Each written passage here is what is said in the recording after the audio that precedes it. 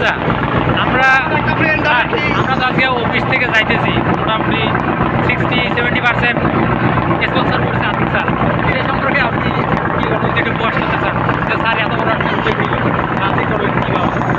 এটা হচ্ছে আমাদের স্যার সবসময় ভ্রমণ পিপাসু।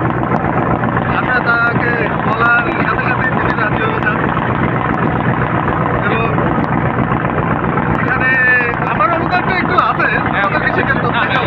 এটা আমরা স্বীকার করি। অবশ্যই স্যার, কারণ আমি স্যারকে একটু অন্যভাবেই কনভিন্স করছি, তিনি রাজি হইলেন। এরপর আমরা তো প্রিপারেশন নিলাম আর আজকের সেই যাত্রা আমরা সফল করছি।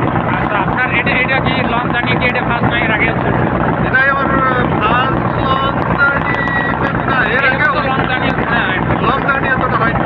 আপনি এইরকম মানে আনন্দ কতটা পাচ্ছেন আর অনুভূতিটা কীরকম? সেই রকম এক অনুভূতি যেটা বলে প্রকাশ করা যাবে না, ভ্রমণ করলেই সেটা বোঝা যাবে। হ্যাঁ, আপনারা আসেন, এরকম একটা সুন্দর ট্যুর একটা টিমের সাথে করেন, আপনারাও অবশ্যই। নেক্সট টাইম আমরা আরো অনেক সুন্দর সুন্দর জায়গায় যাবো।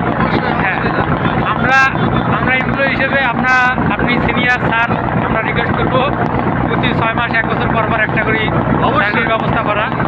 এই আমাদের মন একটু ভালো থাকবে এবং কাজে মন আরও উৎসাহিত হবে। ওকে, থ্যাংক ইউ।